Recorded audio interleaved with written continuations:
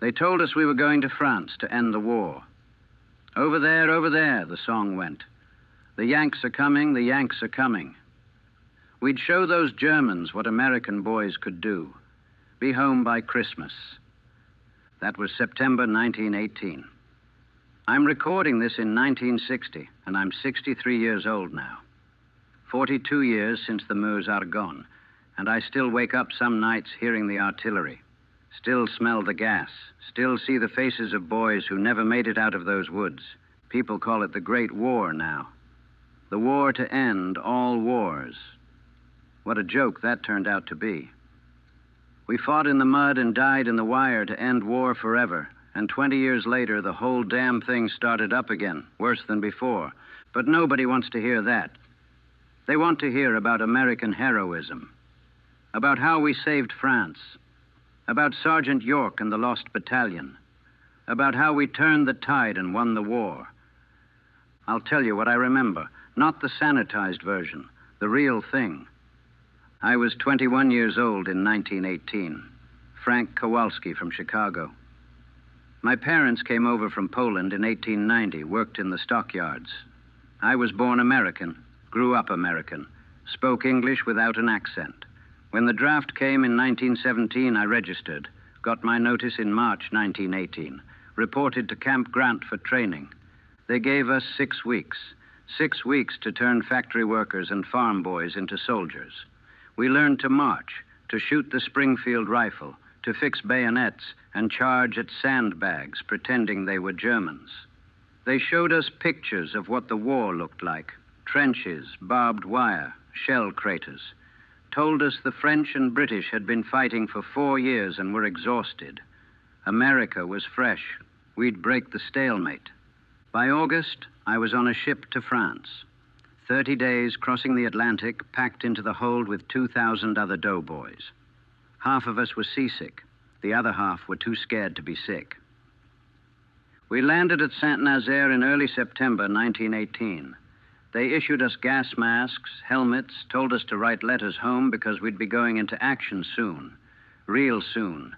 The Meuse-Argonne offensive, 26 million artillery shells, over 1 million American soldiers, 47 days of fighting. I was there for most of it, the ones who made it through. We're the lucky ones, they say. I don't feel lucky. September 26th, 1918. 0 hour, 5:30 a.m. I was with the 77th Division, New York's own, they called us, though I was from Chicago and half the boys were from all over. We'd been in position since the night before, waiting in the jumping-off trenches south of the Argonne Forest. Couldn't smoke, couldn't talk. Just wait in the dark and try not to think about what was coming. At 2:30 in the morning, our artillery opened up. 3,000 guns, all at once. I've tried to describe that sound to people who weren't there. Can't be done. It wasn't just noise, it was pressure. Physical pressure that pushed on your chest, made your ears ring, made your teeth rattle. The ground shook like an earthquake. The sky lit up orange and red. For 3 hours straight, we pounded the German lines. 3 hours of continuous fire. We thought nothing could survive that. Thought the Germans would be dead or running by the time we went over the top. We were wrong. At 5:30, the whistle blew.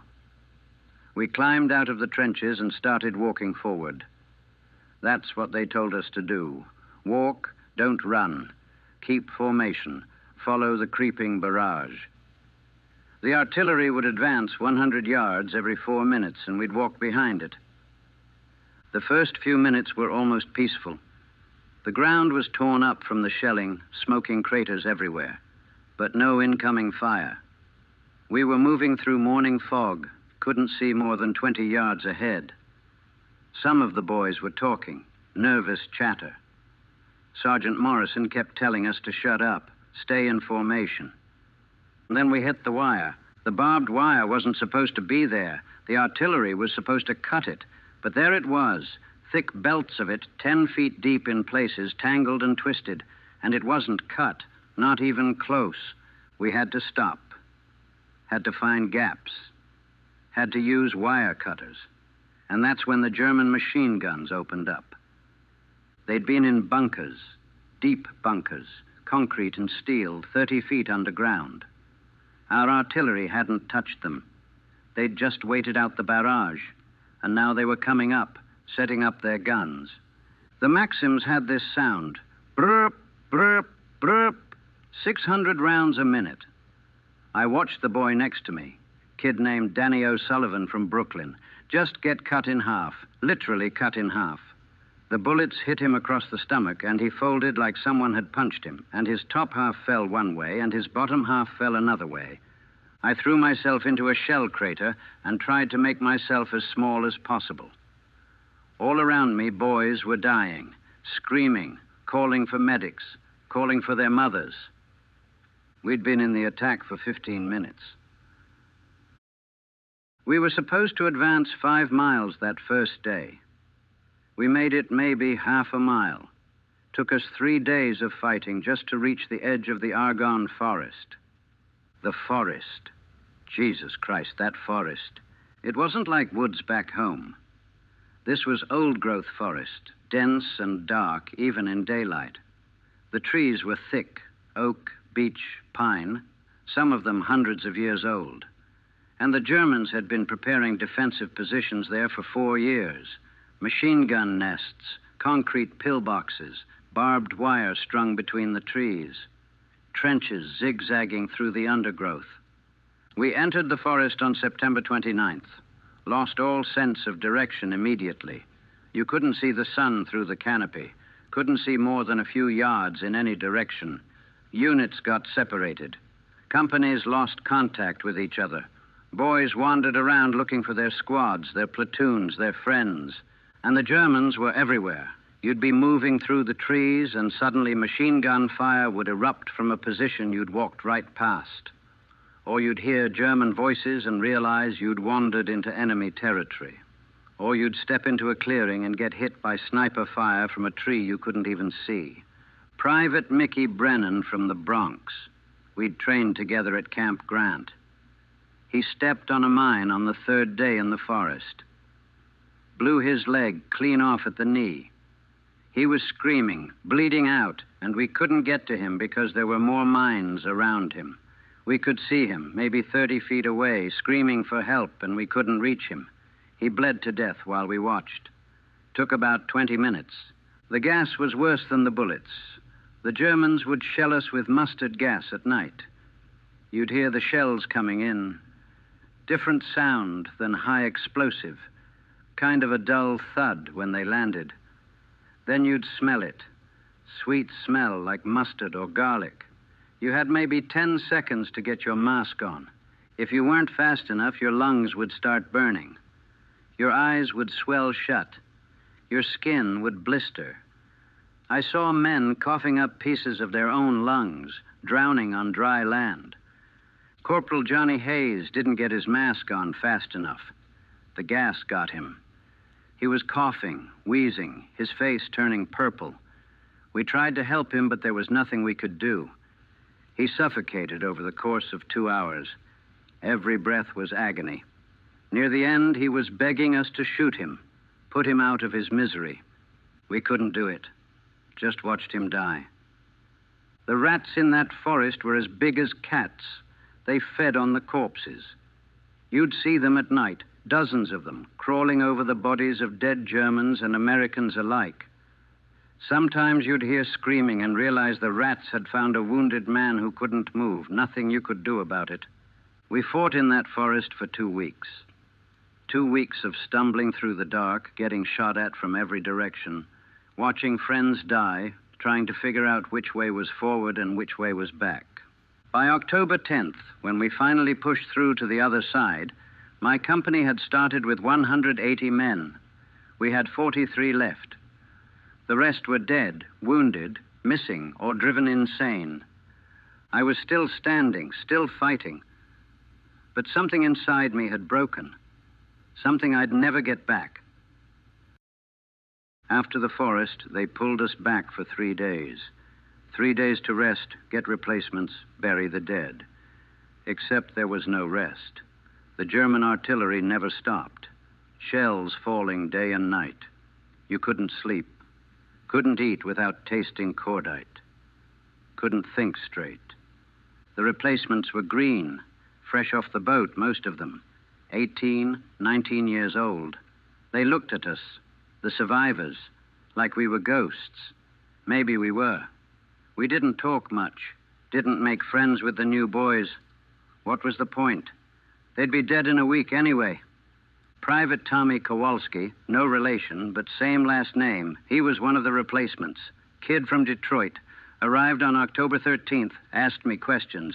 What's it like? How do you stay calm? What do I do when the shooting starts?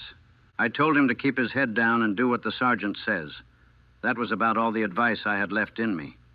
He died on October 15th, lasted 2 days. Stepped out of the trench at the wrong moment, and a German sniper got him. One shot, right through the eye. He probably never heard it coming.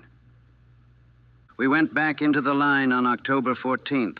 The offensive had stalled. The Germans were fighting for every inch of ground. We'd advance 50 yards, lose 20 men, dig in, get shelled all night, then do it again the next day. The weather turned. Cold rain, then sleet. The trenches filled with water up to our knees. Your feet would go numb. Trench foot set in. Your skin would turn white and soft, start to rot right off your bones. I saw men who couldn't walk anymore. Their feet were so bad. They'd have to crawl to the aid station. We ran out of food. Supplies couldn't get through because the Germans controlled the high ground and could shell the supply roads. We ate whatever we could find. Hardtack from corpses. Canned food from abandoned German positions. One time we killed a horse that had been dead for 2 days and ate it anyway. Didn't even cook it. Too hungry to care. Sergeant Morrison, he'd been with us since the beginning. Good man, kept us together. He just sat down one day and stopped moving. Didn't say anything. Just sat there in the mud, staring at nothing. Shell shock, they called it. Battle fatigue. His mind had just quit. They took him away. Never saw him again. Heard later he spent the rest of his life in an asylum. I understood completely. There were days I wanted to just sit down and stop, too. But I kept going. Don't know why. Instinct, maybe. Or maybe I was already dead inside and just didn't know it yet. November 1st, 1918.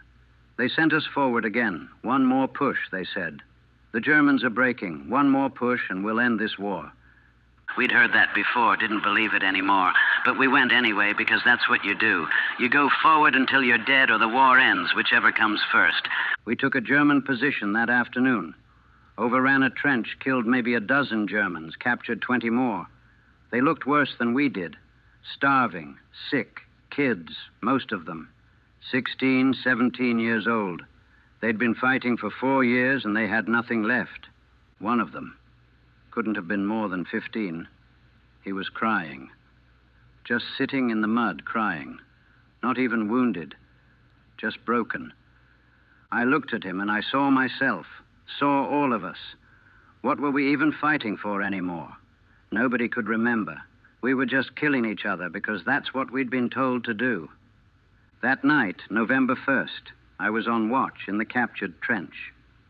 It was quiet for once. No shelling, no shooting. Just silence. And in that silence, I realized I couldn't do it anymore. I wasn't scared, wasn't angry. I was just empty. Completely empty. Like someone had scooped out everything inside me and left nothing but a shell. Danny O'Sullivan, Mickey Brennan, Johnny Hayes, Tommy Kowalski, Sergeant Morrison, all the others whose names I'd forgotten or never knew. They were all dead or broken, and I was still here and I couldn't figure out why. I took my rifle and I held it under my chin, finger on the trigger. Would have been easy, quick. No more mud, no more gas, no more watching boys die. But I didn't pull the trigger. Don't know why. Maybe I was too numb to care even about that. Maybe I figured the Germans would do it for me eventually. Or maybe some small part of me still wanted to live, though I couldn't have told you why. I put the rifle down and just sat there in the dark, shaking. Private Wilson, kid from Pennsylvania, one of the replacements, he saw me, saw what I'd almost done. He didn't say anything, just sat down next to me. We stayed like that until dawn, two ghosts sitting in a trench, waiting for the war to end or for death to find us. 10 days later, the war ended. November 11th, 1918. Armistice. The 11th hour of the 11th day of the 11th month. The guns stopped, just stopped. After 47 days of constant artillery, the silence was deafening. We'd won. That's what they told us. We'd won the war. I didn't feel like a winner. It's 1960 now, 42 years since the moose are gone. I'm 63 years old, and I'm one of the lucky ones. I survived, came home, got married, had kids, worked at the stockyards like my father, built what most people would call a good life. But I never really came home. Part of me is still in that forest, still in those trenches, still watching Danny O'Sullivan get cut in half, still hearing Mickey Brennan screaming as he bled out on that mine, still smelling the gas that killed Johnny Hayes. My wife, God rest her, she passed in 1955. She used to say I had two lives, the one before France and the one after. The man she married wasn't the boy who enlisted in 1918. That boy died in the Argonne forest. What came back was something else. The nightmares never stopped. 42 years, and I still wake up screaming, still smell cordite and mustard gas, still hear the Maxims firing. My kids grew up hearing me thrash around at night, crying out names they didn't know.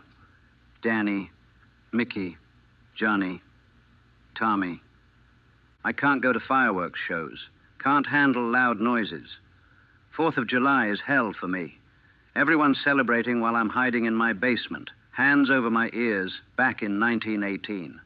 They gave us medals, parades, called us heroes, the doughboys who saved Europe, the boys who won the war.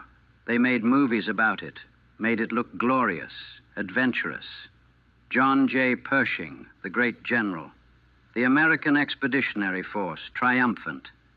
Nobody made movies about the mud, the gas, the rats, the boys who went insane. Sergeant Morrison sitting in the mud, his mind gone. That 15-year-old German kid crying in the trench. Me with a rifle under my chin on November 1st. And 20 years later, it all started again. The Second World War. My son enlisted. My son. I begged him not to go. Told him what it was really like. He went anyway. Came back from the Pacific with the same look in his eyes that I saw in the mirror. The same nightmares. The same emptiness. The war to end all wars, that's what they called it. What a goddamn lie. 26,000 Americans died in the Meuse Argonne. 26,000. The largest battle in American history, they say. We advanced 34 miles in 47 days. 34 miles. That's how much 26,000 lives were worth. I think about the boys sometimes. Danny O'Sullivan, who wanted to be a cop like his father. Mickey Brennan, who talked about opening a restaurant. Johnny Hayes, who had a girl back home he was going to marry. Tommy Kowalski, who lasted 2 days. All the others whose names I've forgotten. They never got to live. Never got to have families, careers, futures. They're still 21, 19, 18, frozen forever in 1918 while the rest of us got old. I'm recording this because someone should know. Should really know what it was like. Not the movies. Not the textbooks, not the memorials with their clean white crosses and their talk of glory and sacrifice. The Meuse Argonne wasn't glorious, it was hell. And we didn't end war.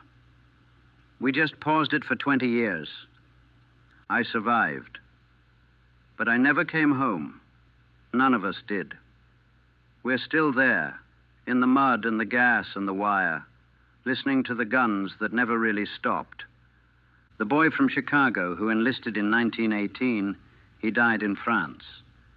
What came back was just a shell wearing his face, going through the motions of living, waiting for the nightmares to finally stop. They never will.